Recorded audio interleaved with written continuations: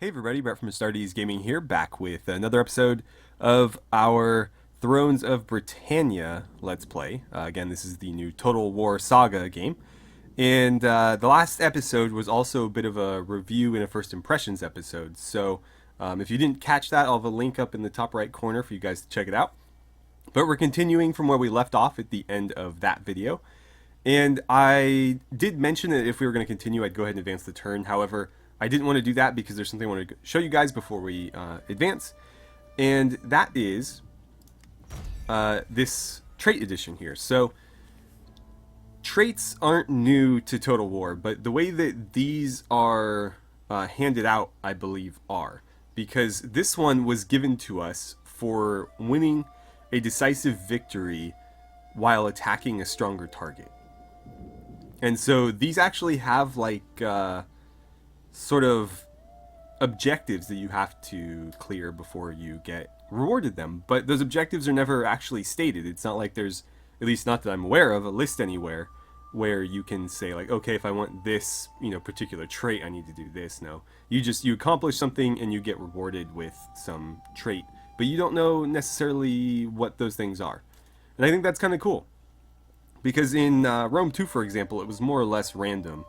If your guy sat around too long, he might become a drunk or something. But it was very RNG laden, and I didn't really like that. This is a lot cooler because if you do impressive things, you'll get traits that sort of benefit you, and that's awesome. Right.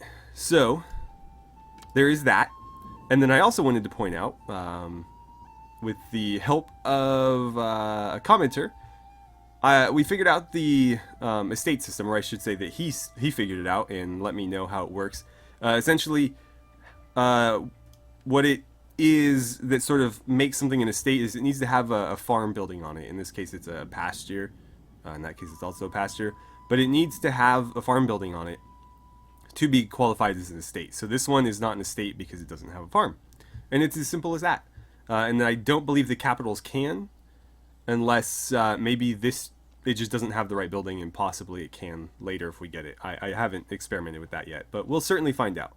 So anyways, with that, let's go ahead and advance into the next turn. Alright, so between turns, the faction Osreg has offered me a military alliance, and I think I'm going to accept it. This guy here, Kerbal, yeah, I assume that's his name.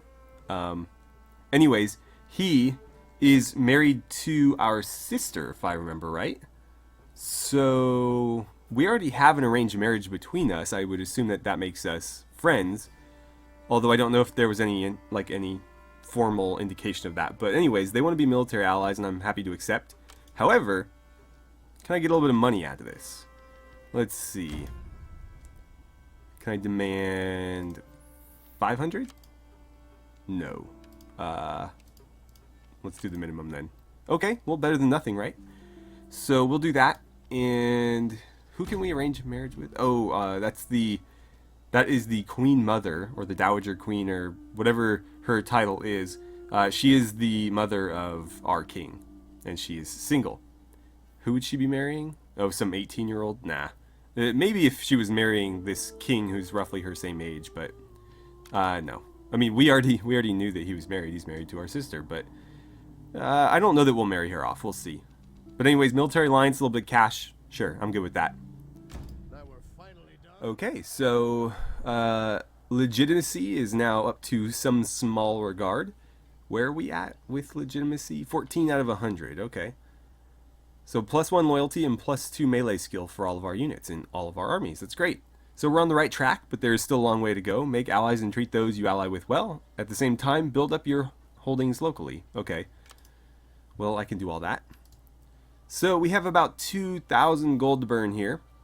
The first thing I wanted to do, though, is let's get this army back to our own territory, or deeper into our own territory, specifically a settlement, because that will unlock the ability to recruit, and we need to do some of that. Okay, so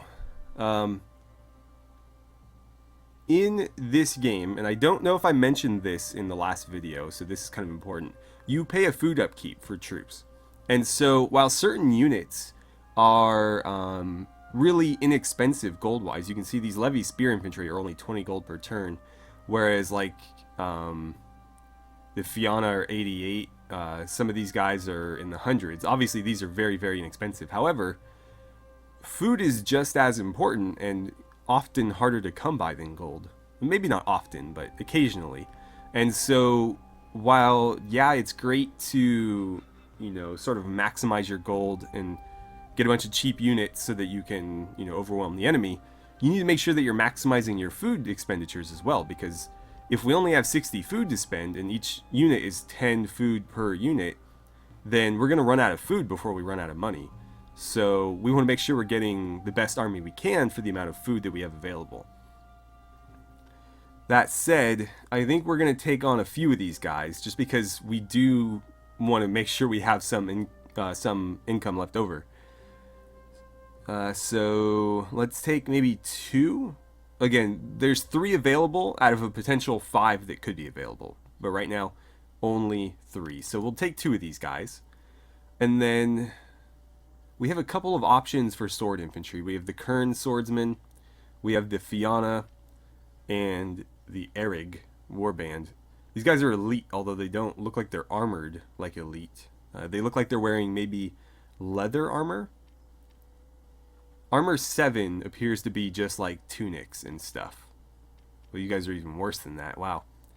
But yeah, these guys weren't wearing any discernible armor when we saw them in battle. So I think armor 7 is, roughly no armor. And this appears to be some basic leather armor. And then, of course, these guys have like mail. And it'd probably be a long way off before we get mailed troops of our own. But I think we'll go with the Fianna. They seem like a nice balance between the two. We want them to be fairly good because we're using them as shock troops, and we need them to be effective when they hit. So we'll go with that. Definitely going to take both archers. We want to improve our range considerably. Not that the skirmishers were bad, mind you, but archers will help us deal with the enemy from a longer distance, and that's always a nice thing, especially if they have archers of their own. And then we can let our javelin men focus on things that they're better suited to doing. And that leaves me with 10 food left. I think we'll take some cavalry. I could do 1 more spear unit, but I would like to have a little bit more cav in my army. And again, if I only can spend 60 food, I need to maximize that, because this is only going to cost me 200 gold per turn. 178, probably 2 whenever we choose something, but that's not gonna take a massive chunk out of our upkeep. I mean, it is a considerable amount, but we're still gonna have about 500 per turn. So maybe we'll go with some horseboys. We already have 1 unit, and they weren't awful. They weren't awful when we used them. They're not, the best cavalry ever, but they are cavalry, and they can skirmish. So as much as I'd like to go with some elite melee cav, I think I'm going to go with the skirmisher cav. They're a better price. They're a little bit more versatile. Obviously, they're less durable and less decisive, but sure, we'll do it. And that's going to be all of our food that we can afford right now for 228 gold per turn, so that's going to leave us just over 500 per turn. I'm okay with that. We got to build up an army if we're going to start conquering. So they're going to sit there for a while. We need to let them, build up or replenish their men, even though they didn't lose any. And if they sit here, it looks like it'll take maybe 3 turns and change to get them up to full strength. So it'll be about a full year in game before we're actually able to march out with this force and do anything. Now then, we've spent most of our money, so I can't really upgrade anything yet. And now that I'm looking at this, we did spend our food, and this is going to cost us food. So next turn, can we upgrade this? What does this cost? Just over 1,000. We should have enough money. Okay, so that's going to take 4 turns. That's perfect. So next turn, we'll order this upgrade. That will offset the food cost of this. And they should all finish at the same time, because next turn these will be at 4. This will start at 4 next turn. It'll be perfect. That works out. Great, great, great. Okay. And this doesn't have any... There's a slight public order penalty, but this is going to offset that, and the public order here is already fine, so that's not a big deal. Right. Let's jump into faction politics. I don't think there's really anything for us to do here. Loyalties are all fine. I don't have any land to give out or governorships to hand out. So, there's the guy we just allied with, by the way. See, he's right here. That's our sister. How old is our, what are you doing? Interesting. So minus 50 upkeep. I just tried to fuse 50 and upkeep into a word. So minus 50% upkeep cost for all units for being the heir, really. Oh, and then the king gets the same bonus. Great. Well, we'll definitely want him commanding a force then, when he's old enough. I think they come of age at like 16, so... When that happens, I'll probably give him his own army. I don't think there's really anything to do in here, though. So let's move on to diplomacy. And we're just going to try to befriend some of these Irish factions. No, don't do that. Military access. Intriguing, but I'd have to pay them. I don't want to give them any money because I don't think we'd have enough left over to do what we wanted to do next turn. So that's not going to happen. Let's start with maybe Brega. Sit. Have some ale. Tell me why you're here. I'd like to annex these guys because they're actually Gaelic. This faction is Norse, so we're gonna have to conquer them. But we could get these guys to join us diplomatically. They just don't seem to be too keen on it right now. They hate me. What about you guys? Oh wow, they have a couple of vassals. These guys are actually stronger than they look. I hope you repay my hospitality with fair words. Oh boy. Oh, they want to be friends. Okay. Is there anything else we can push for with that? Insulting. It's insulting. Well, who would she marry? She'd marry the king. Huh. That's not a terrible idea. And they would accept it. Well, she's not doing anything for me right now, and this would greatly improve our relations. So, I'm going to do it. Makes sense to me. Well, yeah, you just got a wife out of the deal. Okay, well, we'll probably have to give that a few turns. Well, probably just one turn. And then they should be very open to the idea of an alliance, which will be useful. How about you guys? Okay, well, we'll befriend them as well. Defensive pact? No. Let's see. No. Are we already... I mean, we're on good terms with you guys. We're not friends yet, though. Oh, they're vassal. Right. Okay, well, let's ignore them then. Anybody else that is Gaelic? They're vassal. They are not. What dark business brings you to my door? Oh, not too keen on being our friends, though. And then you're our ally. Comforts of my household. Could I get you to pay me? I should have asked that last faction for money. Can I demand a little bit of money from you for this? No. That's a shame. Well, we'll do it. It's going to continue to improve our relations with them. And if for whatever reason we get attacked, they can move in my territory to help. So I don't see why not. And then I can, benefit from moving through their territory as well. Finally, let's see. Vassal. You are not a vassal. So what can we do here? Okay, we'll be friends. Defensive pact? No. Military access? No. Okay, well, is that it then?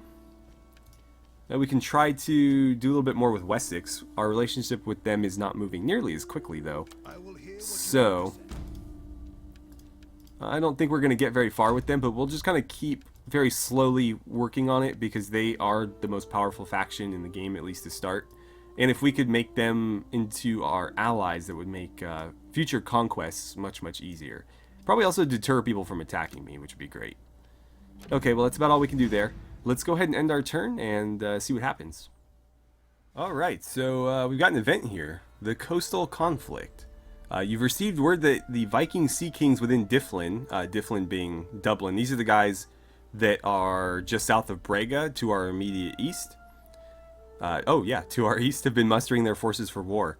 The most likely target for their unwarranted aggression is the petty kingdom of Brega. So they're going to attack to their north. We could potentially intervene in this conflict and secure access to the coast for ourselves. What should we do? I like the sound of that. I mean, we wanted to conquer these guys anyways, right? So this might be a great excuse to do it. We could attack Brega. That's kind of an interesting idea.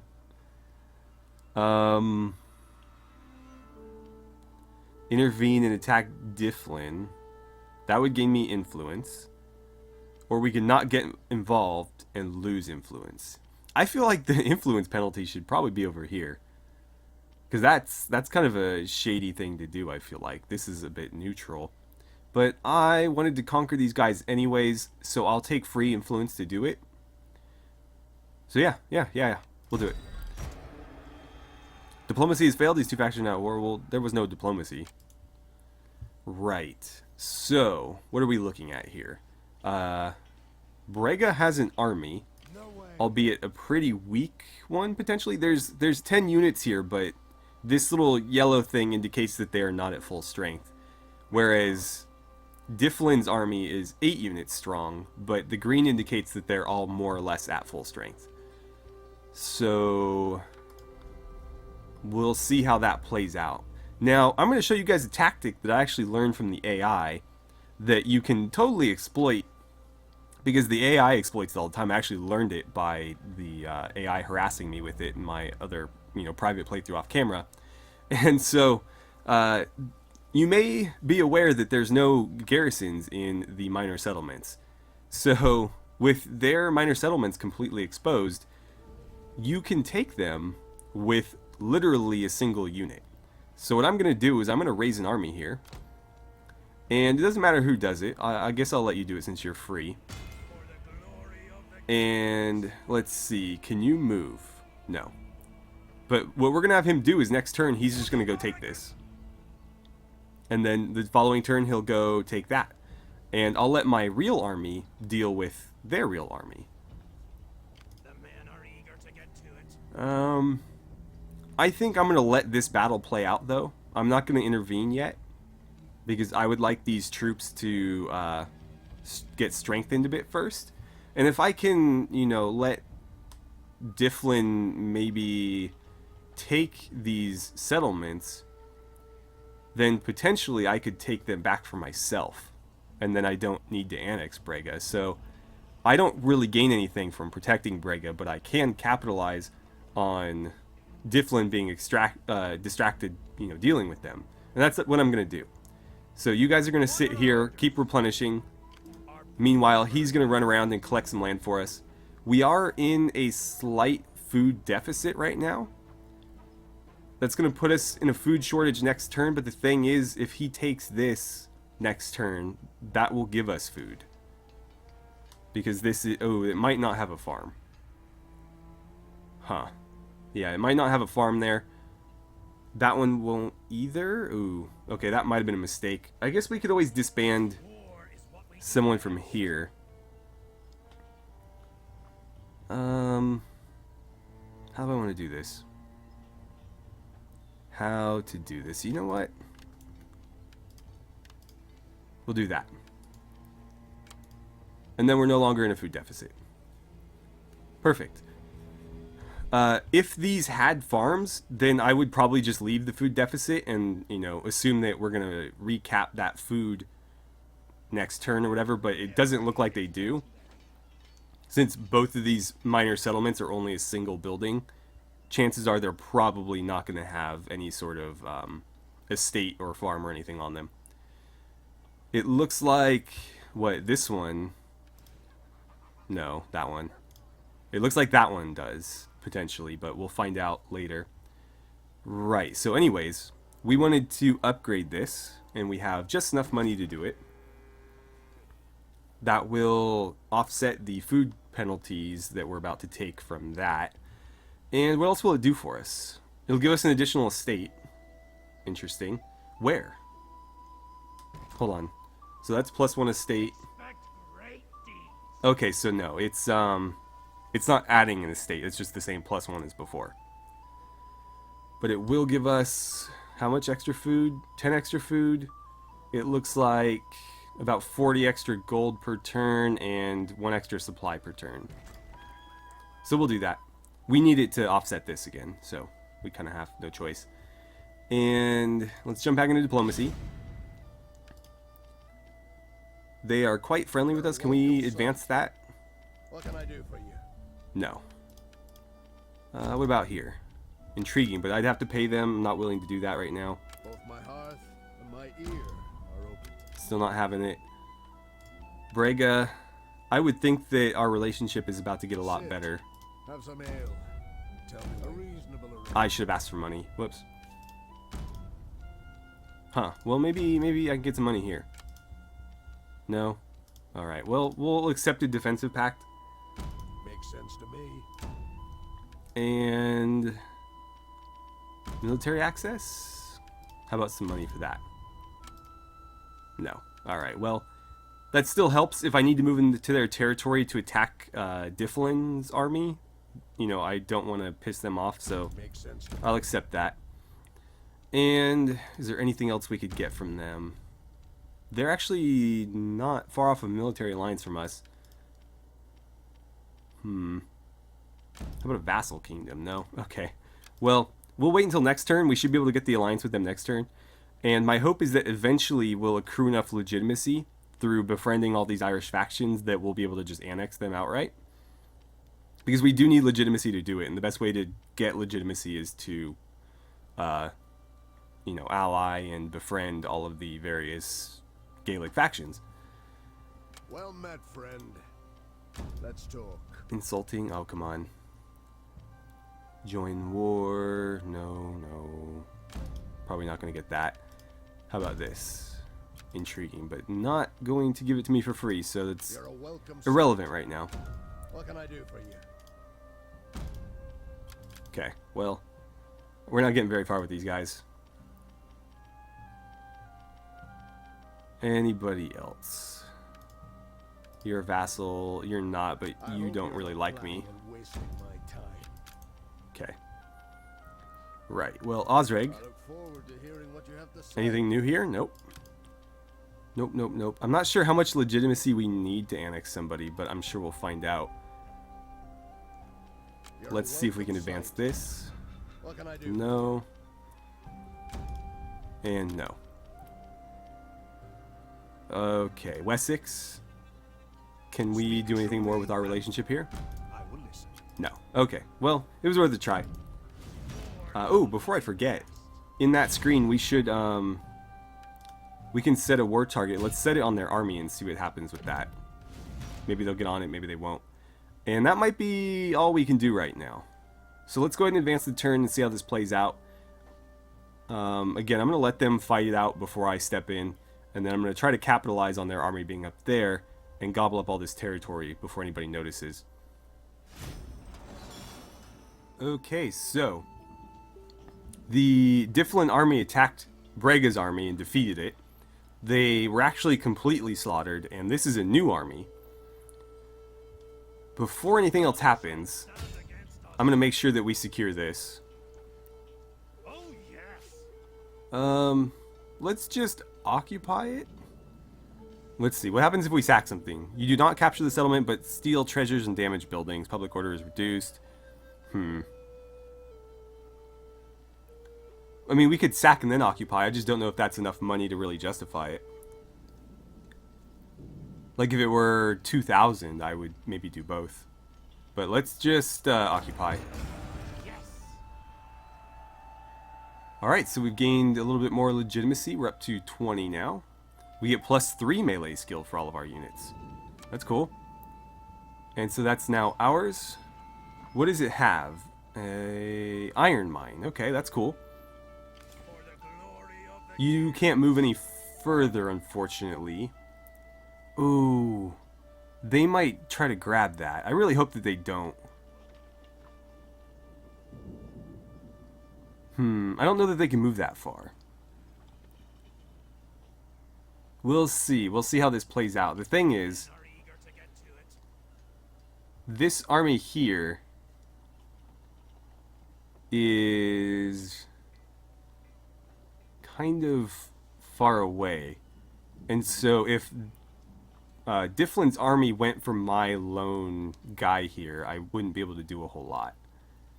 It would take me at least 2 turns to get over there, but presumably it would take them 2 turns to get to me. Although the AI does definitely cheat in this game, even with level ups to, you know, improve our campaign movement allotment.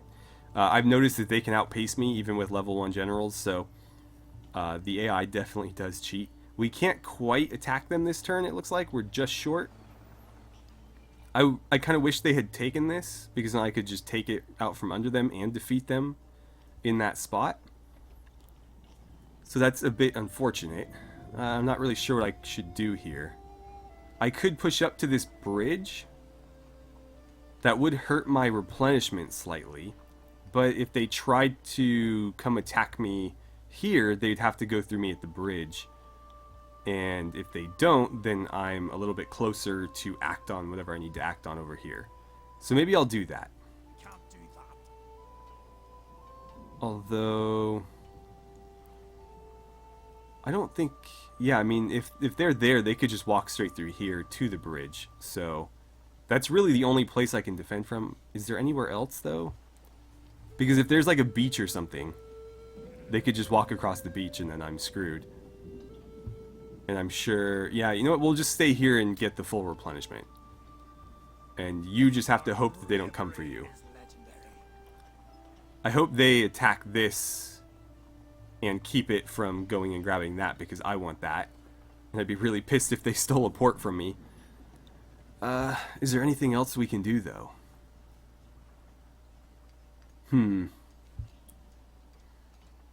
I don't think there's really anything that's going to happen in diplomacy, although maybe we can get Brega. Come share the comforts of my household. Excessive. Alright, they'll pay me for it then. I wish we could demand territory and stuff. I don't know why that was removed from Total War games of old and has never made its way back in. People have tried to mod it back in, but it's always kind of buggy. It's just, I don't know, it was a nice mechanic to have, and one that was really, really convenient, because the AI always does something stupid in the middle of my campaigns, and I end up losing out on like a crucial territory right in the middle of a planned conquest, because, you know, the AI did something mind-boggling. And there's no real way to fix it other than, I mean, maybe you could like save edit or something, but gameplay-wise, you have to jump through all these hoops and get them to like lose it through a war or declare war on them, and it's just a mess. And it would be nice to have an in-game way to very cleanly fix it. Anyways, let's extort some money out of them for this. Okay, that's too much. Still too much. Alright, well, at least we get something for it. A reasonable arrangement. And maybe if I retoggle this, I can get them to not go after Difflin's provinces so that I can take them. We'll see. We will certainly see. It actually looked like I might be able to pull off another alliance as well. These guys are pretty pleased with me right now. What can I do for you? Can I just go straight to this? Yeah, okay. Will they pay me for that? No. All right then. We got the military alliance. Oh, I can just outright annex them. Huh. And they would join too. That's interesting. That would be a lot of territory. And that would... The problem though is it's not contiguous with my current territory, so I don't know that I'd want to do that. Brega, will you join me? Oh yeah. And they'd even pay me to do it. Let's sort this war out first, because I would assume that they would still be willing to do it afterward. Because if this other faction here is willing to do it, and they're not in any danger, yeah, if they're not in any danger and they're willing to do it with that much territory, I assume Brega will do it no matter what. This way, I have less to worry about with Difflin, because they're going to be busy with Brega. And then as soon as the war's over, I just annex, you know, whatever I wasn't able to conquer. I like that. Yeah. Let's advance and see what happens. Okay, so we have word of Viking raids. Our scouts are reporting that a small raiding force from Weissing has been seen approaching Britannia from the south. We expect them to arrive within a few months. Okay. Public order is That's becoming a concerning. problem in one of your provinces. Yeah, be quiet. It's going to be this province because we just reconquered it, but that should eventually sort itself out. Yeah, we're getting an occupation penalty, and that will eventually go away. And then the events, characters, and factions should eventually just overshadow the -2 from the buildings. It looks like all of my allies are mobilizing against this force. I would like to fight them myself, but they attacked and defeated the one unit Brega had mustered and then went north. Brega mustered another unit, but we should be safe to continue advancing. So we're going to gobble up this as well. We're just going to occupy it. Your And kingdom what is has a this new one? estate, which is Oh, cool. A new estate. So this is just a farm. That actually gives me a bit of food, None shall stand against us. which I could spend on troops. I kind of want to start going after this force, though. Although now I'm a bit concerned that my allies might come and try to take Difflin. I need to make sure I get Difflin, but I can't leave my... you know, settlements exposed. So, what kind of garrison do you have? There's 7 units there. I'm assuming not like top quality stuff, but we obviously can't just waltz in there with one guy on horseback. But this actually worked out pretty well for us. And that's interesting that that doesn't have a public order penalty or anything. So there's no real downside to upgrading your farms. That's cool. I like that. I mean, maybe eventually there is. No penalties. They just get more expensive, but there's no upkeep cost or anything. No public order penalty, no squalor even. Squalor is completely gone from the game, by the way. Got low public order there. It'll sort itself out, though. And then our governor, of all people, leveled up. Let's see. So, being a governor, you should probably... Oh, you already have good governance, though. Champion, probably not well suited to a governor. Scribe is basically the governor skill. It looks like it boosts your wealth in that province, as well as increases the character's governance, which lowers construction costs and lowers corruption. So that would be very useful. And then what else do we get? Eventually we get lower construction times as well. So that's very important for governors. Zeal for bards. Let's see. Bard is the one that gives you campaign movement range. Or actually, it hurts the enemies. So that would be pretty useful for a governor as well, because anytime an enemy army started marching through your territory, they'd slow down. And then if you had... Which one was it? If you had Quartermaster, your own armies would speed up, so you could make it very, very easy to catch enemy armies.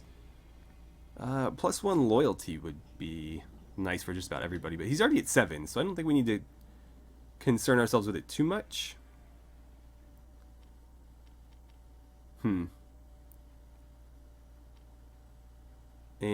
I don't need to worry about that now. Let's just go with Scribe, I think. It's pretty straightforward. That seems like the governor skill, so I'll take it.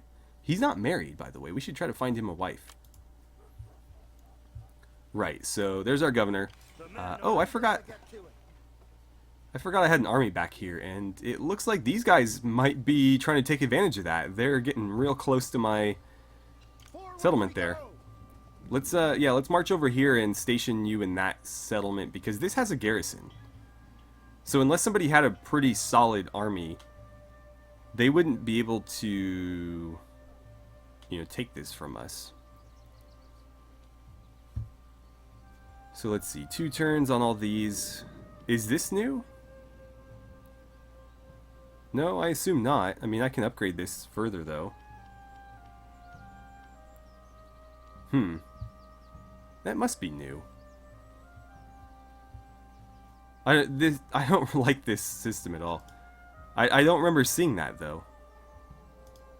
But yeah, no, that's been there. We've had these 3. It's not like it came from those 2. So I could have upgraded this one, although I didn't have the money initially. I could do it now, though. Again, that would give me more money and more food, which is really all we care about. Double for city ports. Oh, for siege loadout time. Holdout time. Well, let's do that. And then I'm going to grab one more of you to replace the one I had to disband. And what are we grayed out for? Oh, I can't afford the down payment on anything else. That's fine. Yeah, I just want to replace the guy I had to disband. And that leaves me with a couple of extra food in case, you know, anything else. But now the question is, do I try to cut these guys off? Do I go after them? Do I go after Difflin? I think I'm going to go after Difflin because it's going to take them at least 2 turns to get to this settlement here, right? Because we can't get to them in 1 turn, so there's no way they could get to us. I would assume that they're going to attack Linz, and that would waste their entire turn. So if I could get to here, that basically robs them of any home to return to. And then we just have to mop up their army, which I've already war targeted, so there very well might be 2 armies marching toward it right now. It looks like Osreg is currently raising an army right now, but yeah, let's get on the attack here. If we take this, then we have a new port city and potentially a new capital. I don't really care what happens up here as long as they stay up here and give my army time to take this and then march after them. War is what we do best. And we could realistically disband you, but I might keep you. Yeah, I'm gonna keep him up because if we need to, like, say if they come here and they attack this before we can get back to defending it, he can run around and recapture stuff as soon as they leave, so that'll be helpful. Yeah, I like that idea. So let me check on the time. I feel like we're probably out of time and we may need to call it an episode here, but I'm liking the way this war is going so far. We've been able to capitalize pretty well on it, and we stand to gain quite a bit. And once it's over, we can annex these guys, and that will give us, you know, another port up in the north at Linz. We've already got... Is this... No, this was just a farm, interestingly enough. Maybe if we level it up, we'll unlock another slot for it or something, but I would think that that would have a port. It's on the coast.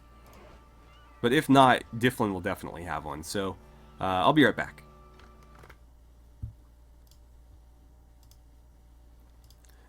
Yeah, and as I expected, we were actually way over on time. So I'm going to end the episode here, and I think I'll advance the turn between episodes. I don't think there's much left for us to do. I'll give a quick run through diplomacy and politics before I advance, just to make sure we don't miss anything. But we'll come back with a fresh turn next episode, and hopefully resolve this war in the best possible way for ourselves.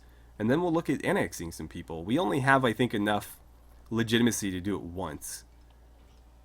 Yeah, it's going to cost us 20. So does that mean every time we hit 30, we can spend 20 to annex somebody and just keep doing that over and over? I feel like we might be able to. We'll find out. Anyways, thank you guys so much for watching. I had a great time playing some Thrones of Britannia with you, and I look forward to seeing you guys back here for the next episode.